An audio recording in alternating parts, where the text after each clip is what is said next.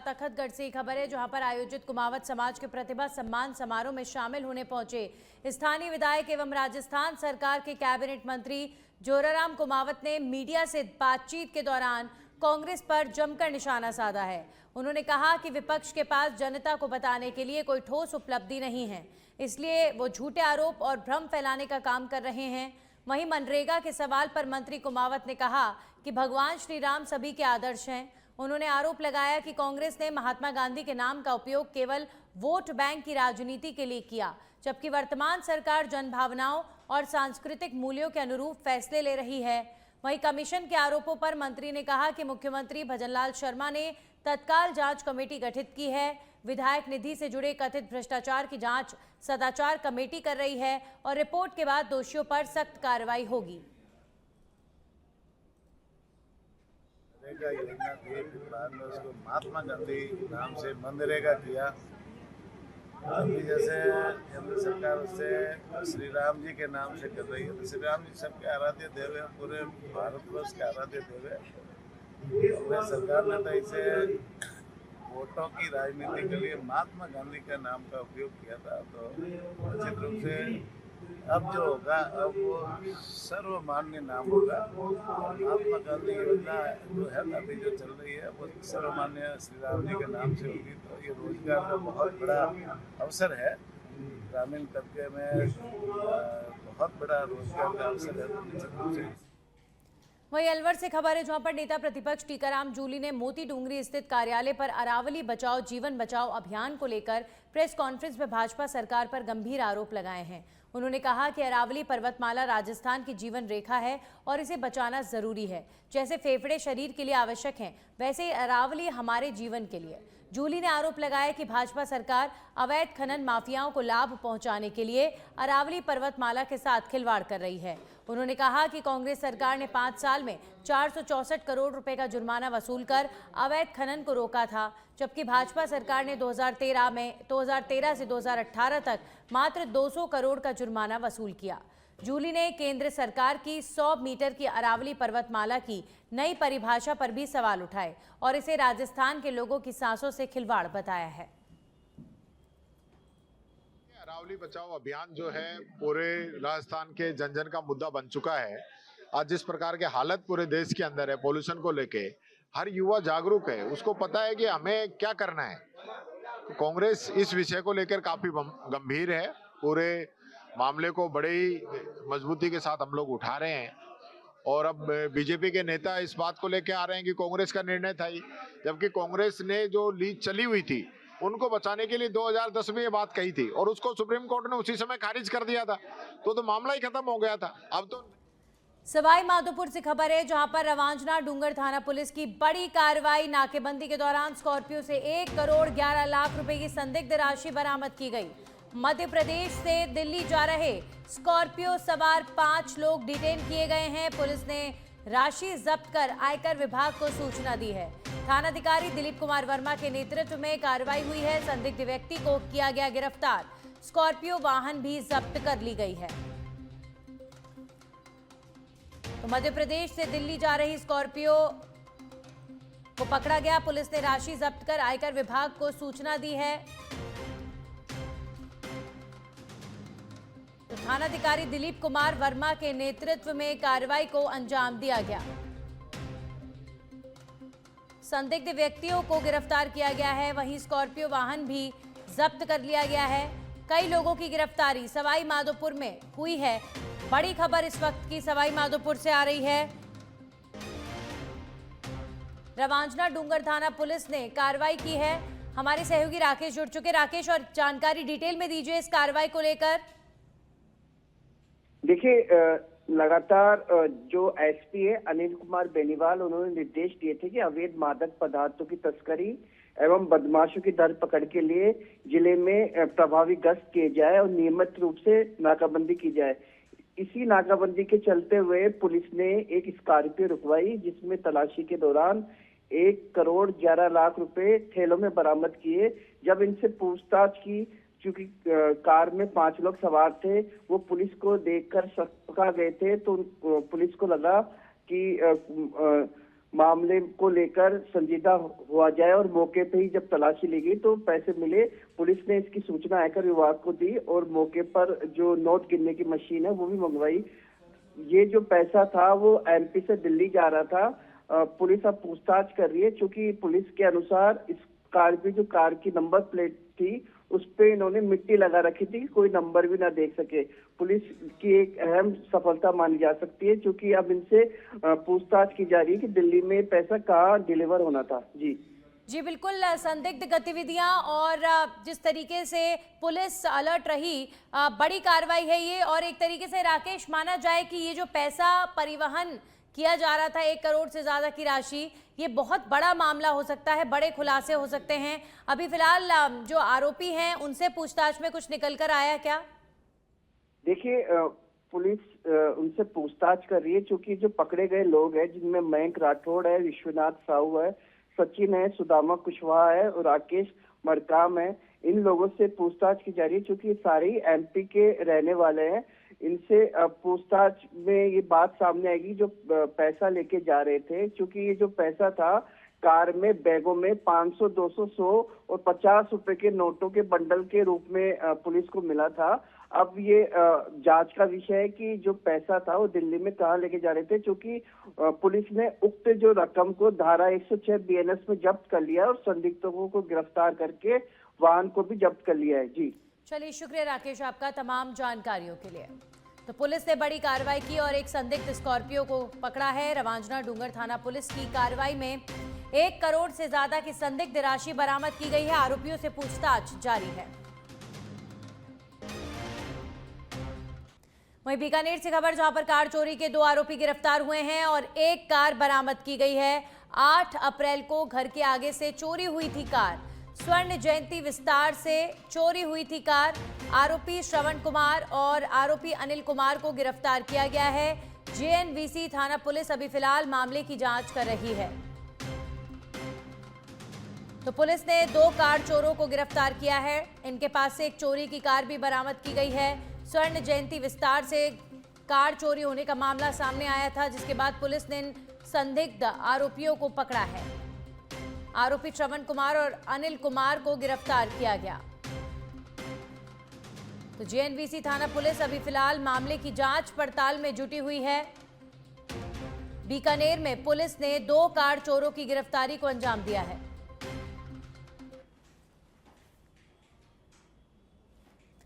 वहीं धोरीमन्ना के उपजिला अस्पताल में आयोजित नसबंदी शिविर में गंभीर अव्यवस्था और लापरवाही सामने आई है। शनिवार को सुबह 9 बजे शुरू होने वाली सर्जरी के लिए बाड़मेर से डॉक्टर पवन धारीवाल की टीम केवल दोपहर 2:30 बजे अस्पताल पहुंची, जिससे महिलाएं भूखी प्यासी लंबे समय तक इंतजार करती रहीं। ऑपरेशन कक्ष और अस्पताल परिसर में बेड की कमी के कारण कई महिलाओं को फर्श पर गद्दे बिछाकर लिटाया गया, जबकि कुछ सीधे जमीन पर बैठी रहीं। नियमों के विपरीत मात्र 5 घंटे में 106 सर्जरी की गई, जबकि एक टीम को अधिकतम 30 से 35 सर्जरी करने का निर्देश होता है। इसके बाद महिलाओं को बिना पर्याप्त निगरानी और आराम की छुट्टी दे दी गई, जिससे उनकी सेहत पर गंभीर खतरा उत्पन्न हो सकता है।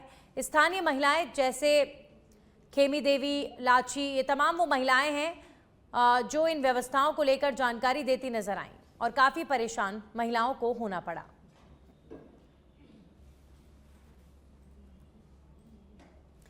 डीडवाना के मकराना में मतदाता सूची विशेष गहन पुनरीक्षण एसआईआर 2026 कार्यशाला का आयोजन किया गया, जिसके तहत मकराना विधानसभा में रविवार को भाजपा कार्यालय पर BLA2 बूथ लेवल एजेंट कार्यशाला का आयोजन किया गया। कार्यशाला की अध्यक्षता भाजपा की वरिष्ठ नेत्री एवं मकराना विधानसभा प्रत्याशी सुमिता भीचर और पूर्व विधायक श्रीराम भीचर ने किया। इस दौरान द्वितीय चरण की प्रक्रियाओं, जिम्मेदारियों और आवश्यक सावधानियों पर विस्तृत चर्चा की गई। सुमिता भीचर ने कहा कि लोकतंत्र की मजबूती मतदाता सूची की शुद्धता पर निर्भर है। हर पात्र नागरिक का नाम जुड़ना और अपात्र नामों को हटाना जरूरी है। उन्होंने BLA कार्यकर्ताओं से बूथ स्तर पर नए मतदाताओं के नाम जोड़ने समेत त्रुटियां सुधारने और नाम विलोपन के कार्य को गंभीरता से करने का आग्रह किया है।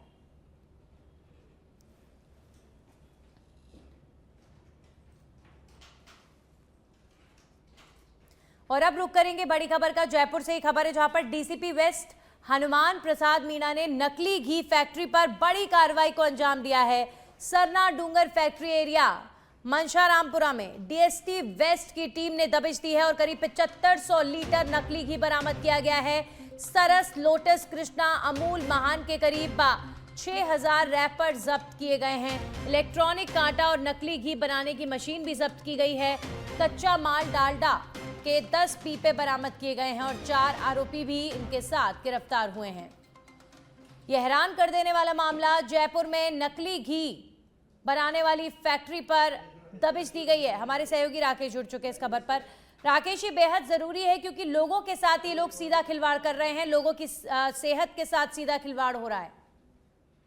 देखिए, डीसीपी वेस्ट हनुमान प्रसाद मीणा को डीएसटी वेस्ट में तैनात कांस्टेबल राकेश यादव ने बताया कि जो खोराविसल इलाके में एक फैक्ट्री में नकली घी बनाने का काम चल रहा है, तो डीसीपी के निर्देश पर जाल बिछाया गया और सन्ना डूंगर स्थित जो फैक्ट्री है बालाजी विहार ए मनशा रामपुरा, जहां पर बड़ी मात्रा में नकली घी बनाने का काम चल रहा था। मौके पर करीब 7500 लीटर नकली घी बरामद किया है, जिनमें पुलिस को चौंकाने वाले जो रेड के दौरान चीजें मिली है, क्योंकि नामी जो कंपनी थी सरस, लोटस, कृष्णा, अमूल और महान, उनके 15 किलो, 1 किलो 500 ग्राम डिब्बों में जो पैकिंग के जो रॉ मटेरियल थे वो बरामद हुए हैं और इलेक्ट्रॉनिक कांटा मिला है, करीब 6000 रैपर मिले हैं, नकली घी बनाने की मशीन मिली है।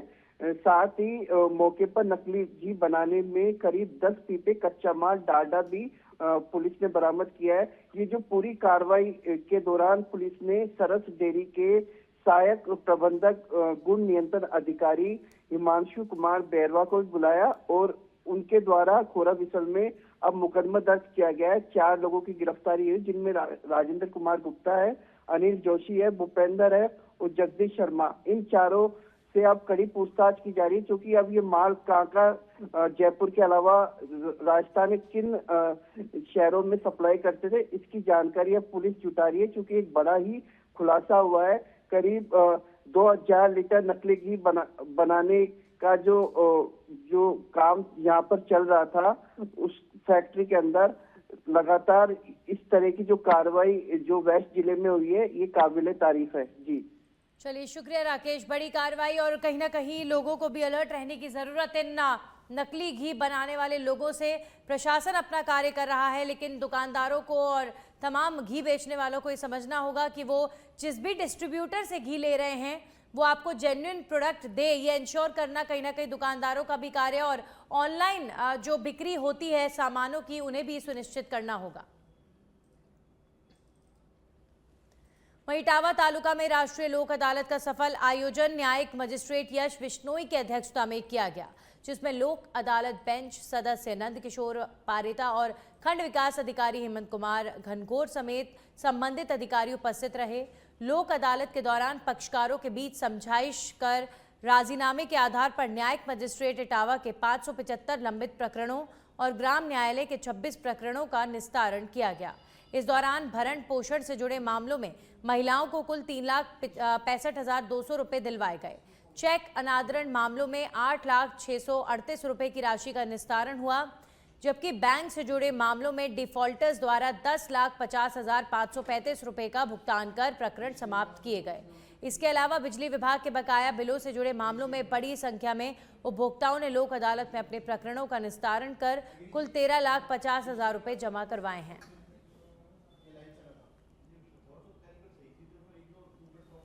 वहीं बांसवाड़ा के खांदू जैन मंदिर में मेवाड़ वागड़ प्रांतीय दिगंबर जैन समाज की समाज सुधार बैठक आयोजित की गई, जिसमें मेवाड़ और वागड़ क्षेत्र के 38 गांवों से आए प्रतिनिधियों ने भाग लिया।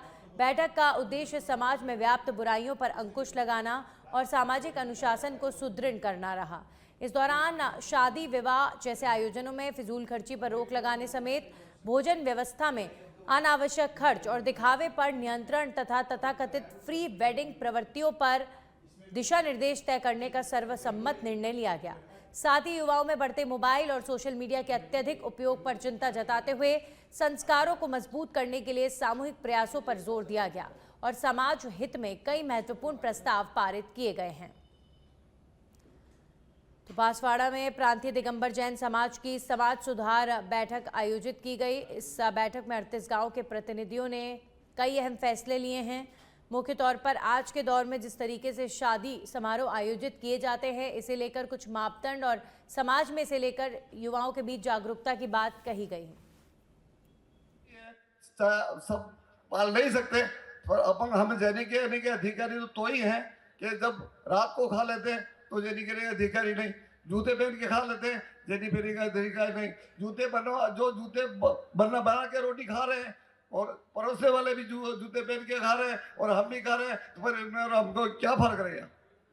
महाराज जी का ये भी कहना है, सुधा सागर जी का, उससे भी महाराज जी का, कि आजकल जैसे जनरेशन कम हो गई, 1 करोड़ या 2 करोड़ 3 लोग, तो उस जनरेशन को बढ़ाने के लिए मतलब संतति बढ़नी चाहिए, पुत्र पुत्रियों के बढ़ने का काम महाराज जी कहते रहते। मेरा खबर अब जयपुर से, जहां पर अरावली पर्वतमाला को लेकर सियासत एक बार फिर तेज हो गई है। पूर्व मुख्यमंत्री अशोक गहलोत ने भाजपा सरकार पर गंभीर आरोप लगाते हुए 100 मीटर अरावली परिभाषा को लेकर सवाल खड़े किए हैं। गहलोत ने कहा है कि जिस 100 मीटर फॉर्मूले को सुप्रीम कोर्ट ने वर्ष 2010 में खारिज कर दिया था, उसी को 2024 में भाजपा सरकार ने एक रिपोर्ट के जरिए सही ठहराने की कोशिश क्यों की। साथ ही उन्होंने बताया कि वर्ष 2003 में रोजगार के नाम पर विशेषज्ञ समिति ने यह परिभाषा सुझाई थी, लेकिन अदालत ने इसे अस्वीकार कर दिया था। गहलोत ने आरोप लगाया कि भाजपा सरकार खनन माफियाओं के दबाव में काम कर रही है। वहीं गहलोत ने चेतावनी दी कि यदि अरावली से इस तरह खिलवाड़ किया गया तो राजस्थान को रेगिस्तान बनने से कोई नहीं रोक सकता। को लेके जो फैसला आया सुप्रीम कोर्ट का, वो दुर्भाग्यपूर्ण है, क्योंकि जिस प्रकार से 2010 के अंदर एफिडेविट दिया गया था 16 फरवरी को, 3 दिन में ही 19 तारीख को ही 2010 को सुप्रीम कोर्ट ने उसको खारिज कर दिया, जो 100 मीटर की रेंज में माना गया था अरावली को। उसके बाद में क्या जरूरत पड़ी कि 2024 के अंदर उसी परिभाषा को, जो खारिज हो चुकी थी सुप्रीम कोर्ट में, स्टेट गवर्नमेंट की सिफारिश पर, भाजपा की स्टेट गवर्नमेंट की सिफारिश पर केंद्र सरकार ने उसी को पैरवी के लिए सुप्रीम कोर्ट में ले गए। दुर्भाग्य से सुप्रीम कोर्ट ने उसको एक्सेप्ट कर लिया और हाहाकार मचा हुआ सब जगह, क्योंकि अगर अरावली नहीं बचेगी तो आप सोच सकते हो कि उसके परिणाम क्या होंगे वर्तमान पीढ़ी के लिए भी, आने वाली पीढ़ियों के लिए भी। अरावली खाली पहाड़ नहीं है, ये जीवन रेखा है राजस्थान के लिए भी, और जो अन्य प्रदेश है, चाहे गुजरात हो, चाहे वो दिल्ली हो, चाहे हरियाणा हो। इसलिए हमें सोचना पड़ेगा किस प्रकार से इस फैसले पे पुनर्विचार करने के लिए मजबूर करें सुप्रीम कोर्ट को भी। उसके लिए भारत सरकार आ गया। वहीं बूंदी में फाइनेंस कंपनी की लोन राशि में धोखाधड़ी कर गबन करने के मामले में पुलिस को बड़ी सफलता मिली है। जिला पुलिस अधीक्षक बूंदी राजेंद्र कुमार मीणा ने बताया कि वांछित और फरार अपराधियों की धरपकड़ के लिए चलाए जा रहे अभियान के तहत कोतवाली थाना प्रभारी रमेश चंद आर्य के नेतृत्व में कार्रवाई करते हुए फाइनेंस कंपनी के उपभोक्ताओं की लोन राशि का गबन करने वाले फरार आरोपी आर्यन राठी को गिरफ्तार किया गया है। पुलिस के अनुसार आरोपी ब्रांच मैनेजर के पद पर रहते हुए धोखाधड़ी को अंजाम दे रहा था। इस प्रकरण में एक अन्य आरोपी को पहले ही गिरफ्तार किया जा चुका है और मामले में आगे की जांच भी जारी है। तो बूंदी में राशि गबन करने वाले आरोपी को गिरफ्तार किया गया।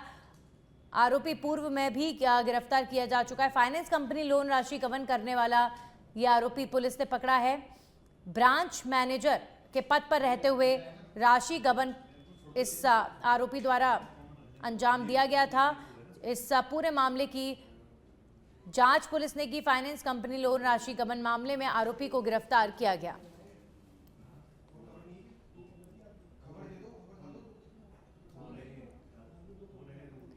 तो पुलिस के अनुसार आरोपी ब्रांच मैनेजर के पद पर रहते हुए धोखाधड़ी को अंजाम दे रहा था। फाइनेंस कंपनी के उपभोक्ताओं की लोन राशि का गबन करने वाले फरार आरोपी आर्यन राठी को पुलिस ने गिरफ्तार कर लिया है। यह आरोपी ब्रांच मैनेजर के पद पर धोखाधड़ी को अंजाम दे रहा था।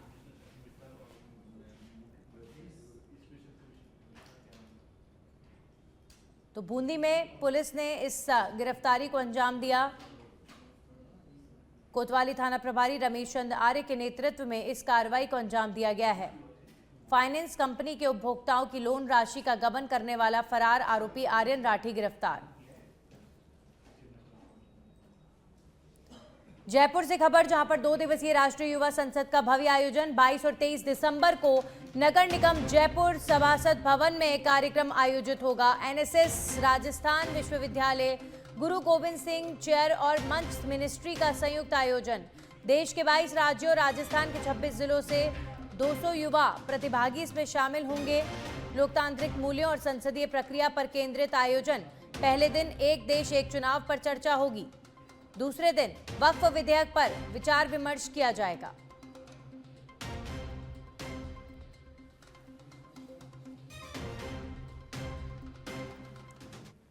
वहीं भीलवाड़ा से खबर, राजस्थान पटवार कानून को संघ भीलवाड़ा ने निलंबित पटवारियों और भू अभिलेख निरीक्षकों की बहाली की मांग को लेकर कार्य बहिष्कार की चेतावनी दी है। संघ की 21 दिसंबर को हुई संयुक्त बैठक में लंबित मांगों पर चर्चा की गई। पदाधिकारियों ने बताया कि 22 दिसंबर को काला फीता बांधकर जिला कलेक्टर को ज्ञापन सौंपा जाएगा। यदि मांगे नहीं मानी गई तो 23 दिसंबर से जिले भर में अनिश्चितकालीन कार्य बहिष्कार और आंदोलन शुरू किया जाएगा। साथ ही संघ ने आंदोलन के लिए जिला प्रशासन को जिम्मेदार ठहराया है।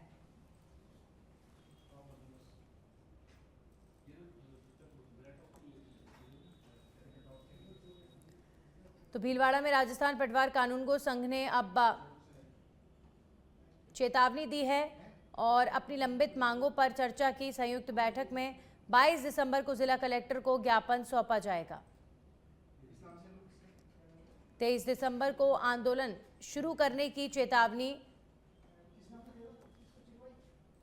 इनकी तरफ से दी गई है।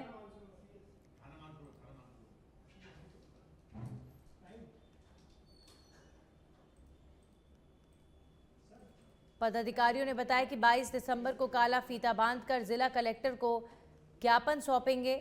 मांगे नहीं मानी गई तो 23 दिसंबर से जिले भर में अनिश्चितकालीन कार्य बहिष्कार किया जाएगा।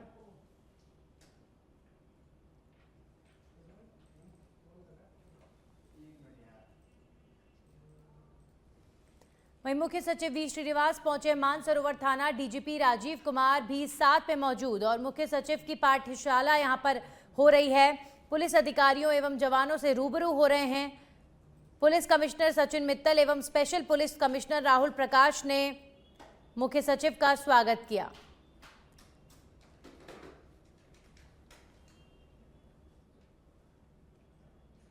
हमारे सहयोगी निरंजन जुड़ चुके हैं इस खबर पर। निरंजन, आज मुख्य सचिव वी श्रीनिवास पहुंचे और पाठशाला यहां पर ली गई है पुलिस कर्मियों की। क्या जानकारी आज के इस मुख्य कार्यक्रम को लेकर?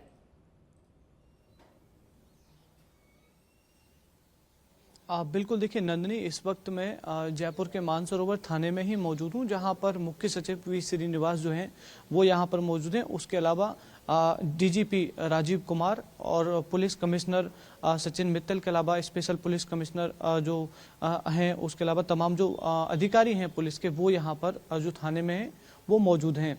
यहाँ पर स्पेशली अगर आज के इवेंट की मैं बात करूँ तो यहाँ पर स्पेशल तरीके से पुलिस की पूरी कार्यशैली को लेकर या पुलिस की कार्यशैली को समझने को लेकर आज जो है मुख्य सचिव थाने पहुँचे हैं। यहाँ पर नए जो कानून आए हैं उनको यहाँ पर समझा। उसके अलावा जब परिवादी थाने में पहुँचता है तो सबसे पहले कौन से स्वागत कक्ष में किस तरीके की तैयारियाँ रहती है, फिर किस तरीके से वहाँ पर जो है उसे ट्रीट किया जाता है, उसको उन्होंने समझा। उसके अलावा जब परिवादी अंदर आता है तो उससे किस तरीके से वार्तालाप किया जाता है, पूरी प्रक्रिया को जो है वो समझने के बाद में अब मुख्य सचिव डीजीपी साहब के साथ में जो है अधिकारियों के साथ में जो है वो उन्होंने चर्चा की है। उन्होंने पूरी कार्य प्रणाली को पुलिस की को जो है वो यहाँ पर समझाया। जो नए कानून है वो किस तरीके से पुलिस के लिए फायदेमंद साबित हो रहे हैं और पुलिस उनको किस तरीके से अप्लाई कर रही है, उन पूरी व्यवस्थाओं को जो है वो यहाँ पर समझा है। और यहाँ पर पुलिस कर्मियों से बातचीत भी जो है वो यहाँ पर करते हुए मुख्य सचिव जो वी श्रीनिवास हैं वो यहाँ पर नजर आए। डीजीपी साहब खुद यहाँ पर मौजूद है। उसके अलावा special commissioner Rahul Prakash, police commissioner Sachin Mittal, उसके अलावा यहाँ पर बात करें डीसीपी हैं और तमाम जो आला अधिकारी हैं वो यहाँ पर जो है वो मौजूद हैं। स्पेशली जो है वो पुलिस के लोगों से, जो इनकी पुलिस के धरातल से जुड़े हुए जो कर्मचारी हैं, कांस्टेबल हैं, हेड कांस्टेबल हैं, उनसे ये फीडबैक लेने की कोशिश जो है वो की जा रही है कि आखिर उन्हें फील्ड में किस तरीके की प्रॉब्लम्स का जो है वो सामना करना पड़ रहा है और किस तरीके से वो आम जनता के साथ में घुल मिलकर और एक मिलनसार व्यवहार के साथ में जो है वो आगे कार्रवाई जो है वो लगातार जारी कर रहे हैं। नए कानून आए हैं, नए कानूनों को किस तरीके से वो आम जनता के बीच में लेकर जा रहे हैं, फिर आम जनता को किस तरीके से जो परिवादी आता है उसको नए कानून जो है वो सिखा रहे हैं, उसको लेकर तमाम जो पाठशाला है वो यहाँ पर चली है। डीजीपी साहब ने जो है उनको पीपीटी के माध्यम से जो है पूरी ये डिटेल जो है वो बताई और अभी थाने में ही जो है मुख्य सचिव साहब मौजूद हैं, डीजीपी, उसके अलावा तमाम पुलिस के अधिकारी जो हैं वो यहाँ पर मौजूद है, जो कि आपस में बातचीत करते हुए नजर आ रहे हैं। नंदिनी, चलिए, शुक्रिया निरंजन आपका तमाम जानकारी के लिए। तो आज मानसरोवर थाना पहुंचे मुख्य सचिव वी श्रीनिवास और पुलिस कर्मियों के साथ बातचीत, जहां पर उनका रेड कारपेट स्वागत हुआ। किस तरीके से उन्हें पुलिस के जवानों ने उनका वेलकम किया, उसकी तस्वीरें इस वक्त आप देख रहे हैं।